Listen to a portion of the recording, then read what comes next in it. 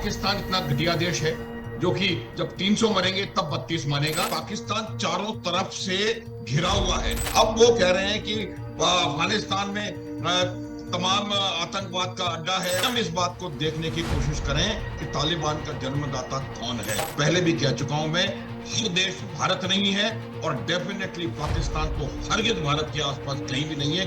और पाकिस्तान की चौकियों पर कब्जे कर लिए और पाकिस्तान को बहुत ज्यादा नुकसान पहुंचाया।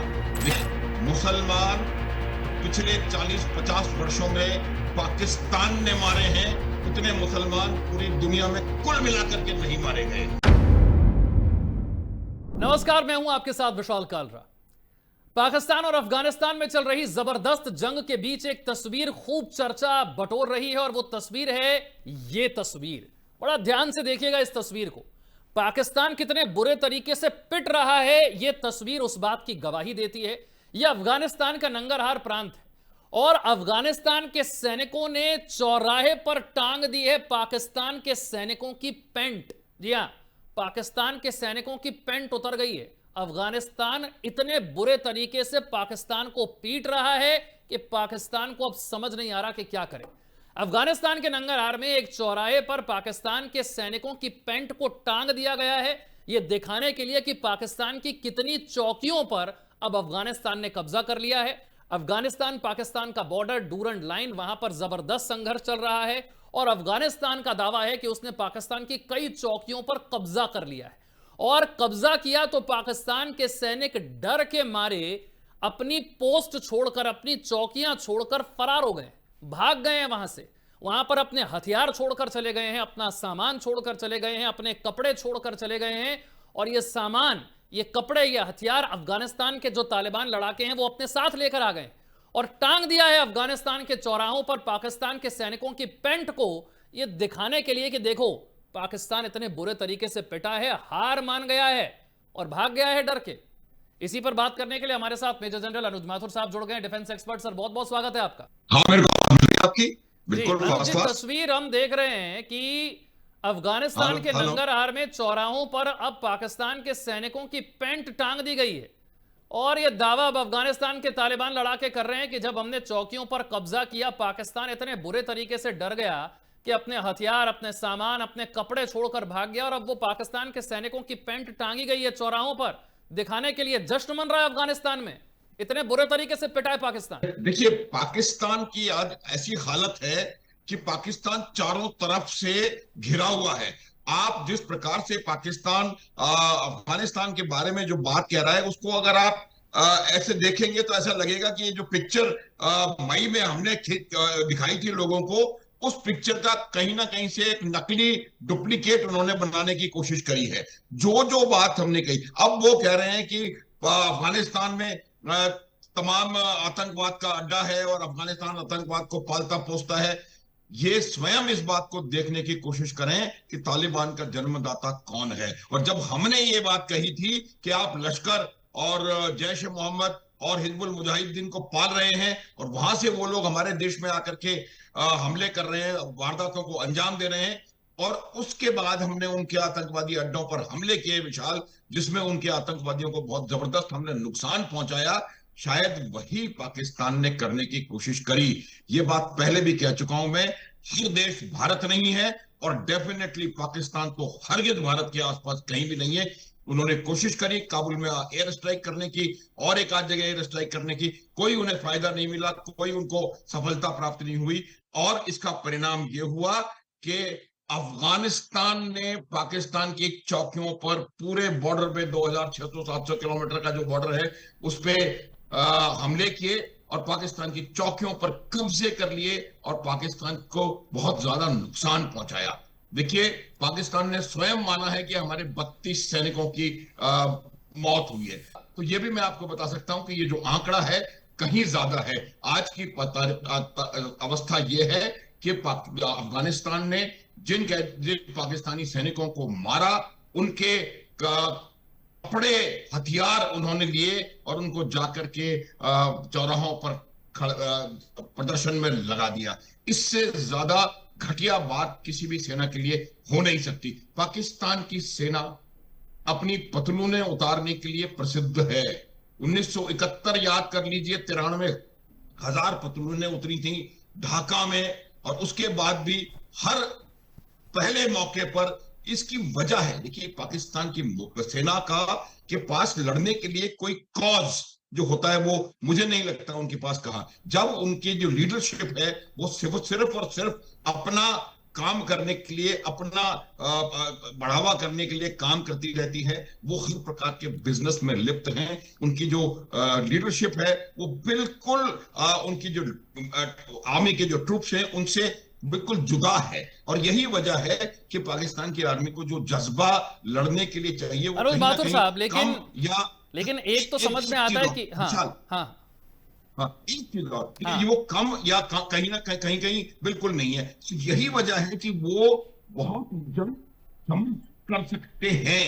और दूसरी बात होती है कि जब आप अपने आपकी सही चीज को देखेंगे नहीं, आपका युद्ध में हार हुई, उसको अगर आप जीत कह करके उसका सेलिब्रेशन करते रहेंगे तो उस हार के कारणों पर आप कदापि नहीं पहुंच पाएंगे।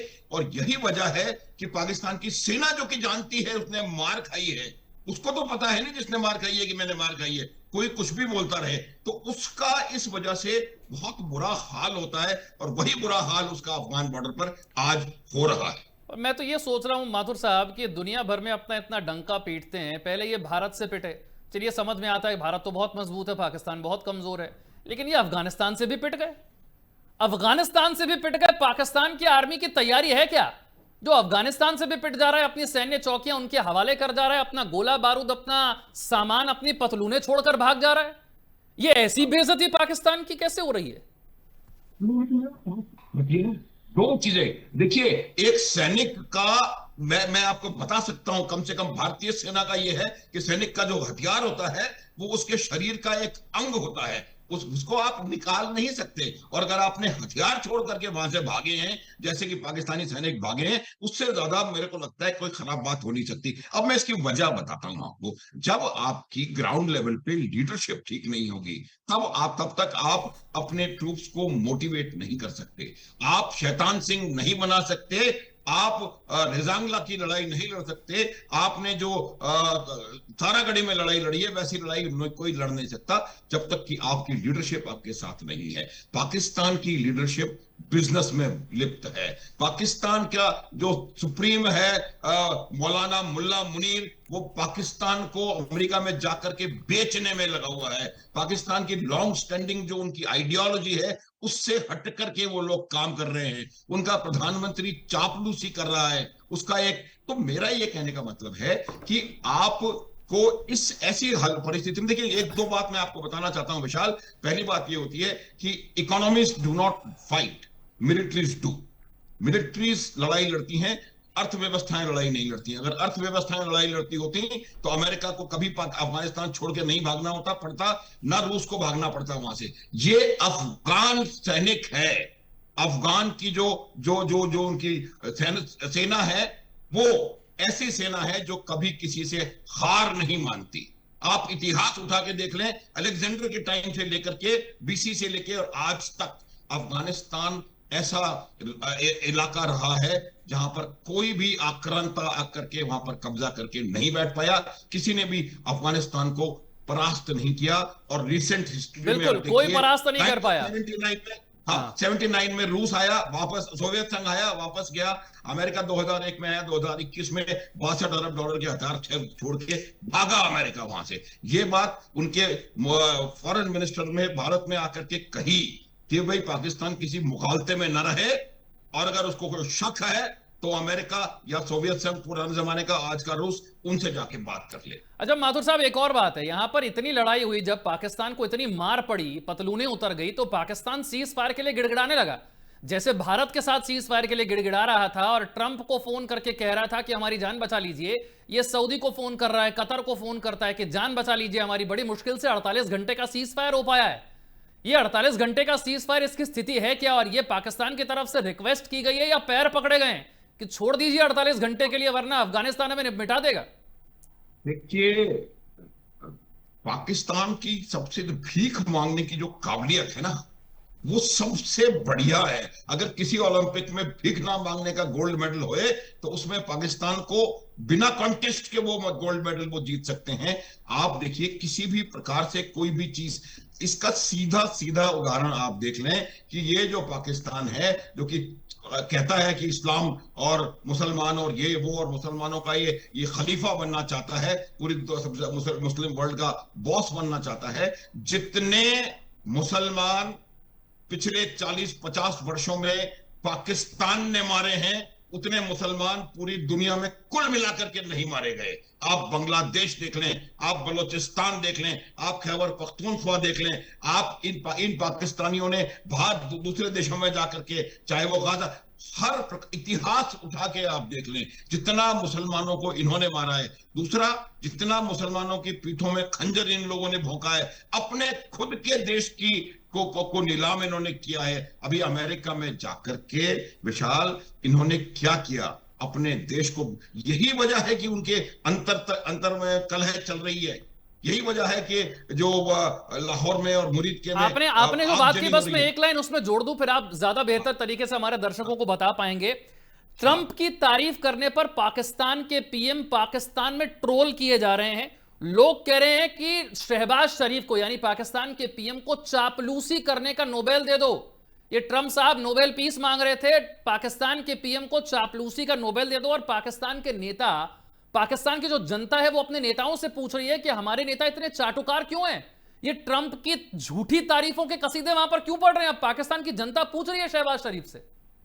बिल्कुल बिल्कुल यही मैं कह रहा हूं। शहबाज शरीफ की जो वो उस 4-5 मिनट की जो स्पीच है, अगर आप उसको सुनेंगे तो आपको किसी कोण से ये नहीं लग सकता कि ये किसी देश की, कितना भी घटिया देश क्यों ना हो, किसी देश के प्रधानमंत्री की स्पीच है। ये लग रहा था कि कोई आदमी अगले 2-4 दिन में उसको प्रमोशन चाहिए, डोनाल्ड ट्रंप प्रमोशन देने वाला इंसान है, तो उसके जितना मक्खन लगा सकें, जितनी उसकी चापलूसी करके कर सकें, उसके तलवे चाट सकें।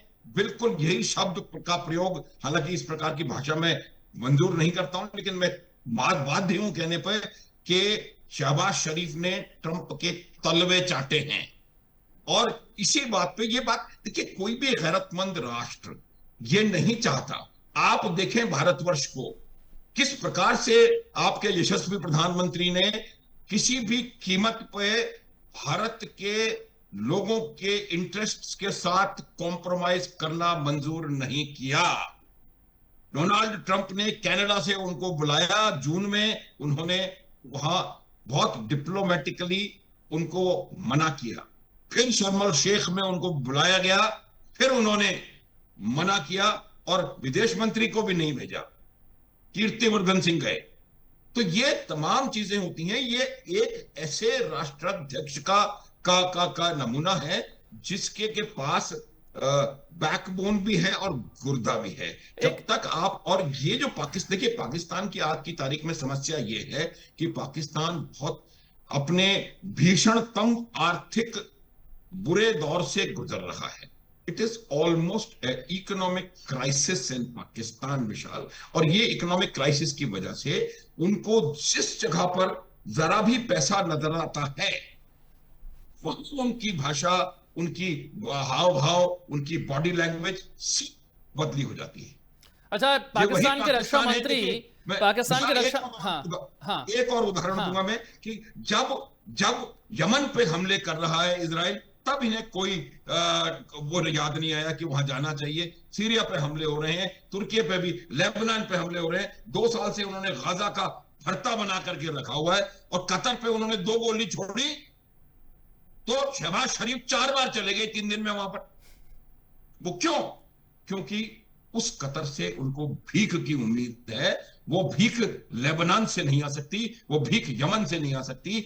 इजराइल ने कतर पे हमला करके 4-5 लोगों को मारा, उसके 24 घंटे से कम समय के अंदर यमन पे हमला करके 37 लोगों को मारा, और उसके बारे में पाकिस्तान का बयान भी नहीं आया। ये वही पाकिस्तान है जो अमेरिका में जाकर के मुल्ला मुनीर बैठ गए और ईरान की पीठ में खंजर भौंका, ईरान की मुखबरी करी और ईरान को धोखा दिया। ये चाहते हैं कि हम इस्लामिक वर्ल्ड के खलीफा बन सके। पूरी पूरी इस्लामिक वर्ल्ड इस्लाम उनको नहीं, जानता पैसे के लिए काम करता है पाकिस्तान, ये पूरी दुनिया को पता चल गया। लेकिन पाकिस्तान के रक्षा मंत्री ख्वाजा आसिफ का एक बड़ा इंटरेस्टिंग स्टेटमेंट आया है। अफगानिस्तान के विदेश मंत्री भारत दौरे पर आए और तभी से इस बात के बारे में बात हो रही थी। हमने आपसे भी इस बारे में बात की थी कि अगर भारत और अफगानिस्तान मिल गए तो एक तरफ भारत, एक तरफ अफगानिस्तान, बीच में पिसेगा पाकिस्तान, और वो शुरू हो गया। पाकिस्तान अफगानिस्तान में जंग जैसे हालात बन गए, पाकिस्तान के कई इलाकों में जबरदस्त तबाही हो गई, पतलूनें उतर गई पाकिस्तान के सैनिकों की। तो अब रक्षा मंत्री पाकिस्तान के कह रहे हैं कि अफगानिस्तान के अंदर जो तालिबान की सेना है वो जो कर रही है उसके फैसले तो दिल्ली से हो रहे हैं। ये भारत के लिए प्रॉक्सी वॉर लड़ रहा है तालिबान, यानी कि हम पर जो अटैक हो रहा है, पाकिस्तान कह रहा है ये तो भारत करवा रहा है अटैक हम पर। भारत ने अफगानिस्तान को समझा दिया है और अब अफगानिस्तान के फैसले दिल्ली से होते हैं। विशाल, ये मैं आपको एक बात साफ बताना चाहता हूं। आप वो अगस्त 2021 का नजारा याद करिए, जब अगस्त 2021 में अमेरिका अफगानिस्तान को छोड़ के दुम दबा के भागा था, तो सबसे पहले जंप मार के और अफगानिस्तान को तालिबान हमारा, तालिबान हमने ट्रेनिंग, हमने वो, भंगड़ा हो रहा था, उसको भंगड़ा हो रहा था पाकिस्तान ला में करके कि तालिबान आ गया। के बैठे हुए थे। ये वही अफगानिस्तान है जिसने उनको उनकी औकात दिखा दी है पाकिस्तान की। मैं आपको बताना चाहता हूं, अब भारत के अंदर पाकिस्तान के विदेश मंत्री तो अब आए हैं 4 दिन पहले। इसी तालिबान ने और इसी तहरीके तालिबान पाकिस्तान ने पिछले 1.5 सालों में 3000 पाकिस्तान के सैनिकों को खत्म कर दिया। पता नहीं कितने हमले कर दिए। ये बात कर रहे हैं कि इनका डिसीजन दिल्ली से आ रहा है। दिल्ली से तो पहली बार मिले हैं, और जो आप वहां जाकर के मिले थे और आपके आईएसआई का प्रमुख भी पहुंच गया था, और जब आपके किसी लीडर ने ये भी कहा था कि India be out of it और समथिंग लाइक दैट, आपका कोई बॉर्डर नहीं है, ये नहीं है, आप क्यों बात कर रहे हैं। आज वही अफगानिस्तान आपको सही जगह दिखा रहा है, क्योंकि आपकी जगह वही है, आपकी जगह वही है। और वो अभी सिर्फ तालिबान नहीं है, ये बीएलए भी उनको जगह दिखा रही है, टीटीपी भी उन्होंने बनाया था, तालिबान भी उन्होंने बनाया था।